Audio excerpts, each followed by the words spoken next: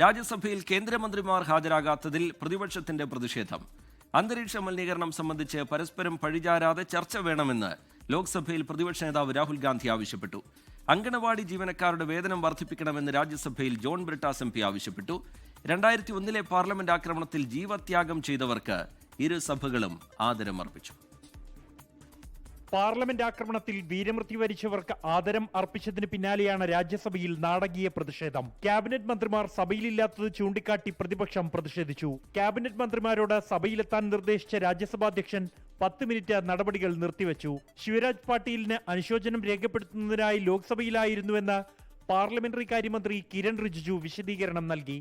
അന്തരീക്ഷ മലിനീകരണം പരിഹരിക്കാൻ ഭരണപ്രതിപക്ഷങ്ങൾ ഒന്നിച്ചു നിൽക്കണമെന്നും പരസ്പരം പഴിചാരാതെ ക്രിയാത്മക ചർച്ചകൾ പാർലമെന്റിൽ വേണമെന്നും രാഹുൽ ഗാന്ധി ലോക്സഭയിലെ ശൂന്യവേളയിൽ ആവശ്യപ്പെട്ടു. I think this is an issue where, everybody says government opposition fighting all the time. This is one issue where we can show the country.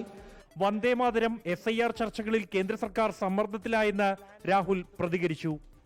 Vande Mataram और SIR पे तो एक्रिमोनियस चर्चा हुई और मुझे तो काफी अच्छा लगा क्योंकि दोनों डिबेट्स में हमने तो मेंटली डिस्टर्ब थे, प्रेशर में थे और उसका रीजन है क्योंकि वो वोट चोरी में पूरा का पूरा ढांचा इन्वॉल्व है, वो तो पूरा देश जानता है.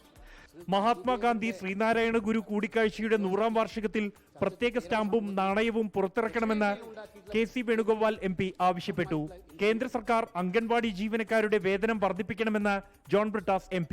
3 മുതൽ 6 വയസ്സ് വരെയുള്ള കുട്ടികൾക്ക് സൗജന്യവും നിർബന്ധിതവുമായ വിദ്യാഭ്യാസം ഉറപ്പാക്കുന്നതിനായി ഭരണഘടനയുടെ അനുച്ഛേദം 21B കൊണ്ടുവരണമെന്ന സുധാമൂർത്തി MPയുടെ സ്വകാര്യ പ്രമേയത്തിൽ രാജ്യസഭയിൽ സംസാരിക്കുകയായിരുന്നു ബ്രിട്ടാസ്. 24 ഡൽഹി. ലോകത്തെവിടെയായാലും ഏത് സമയത്തും 24 വാർത്തകളും ഓഗ്മെന്റഡ് റിയാലിറ്റി പാക്കേജുകളും എക്സ്പ്ലെയിനറുകളും വിശദമായി കാണാൻ ഞങ്ങളുടെ YouTube ചാനൽ നിങ്ങൾക്ക് സബ്സ്ക്രൈബ് ചെയ്യാം.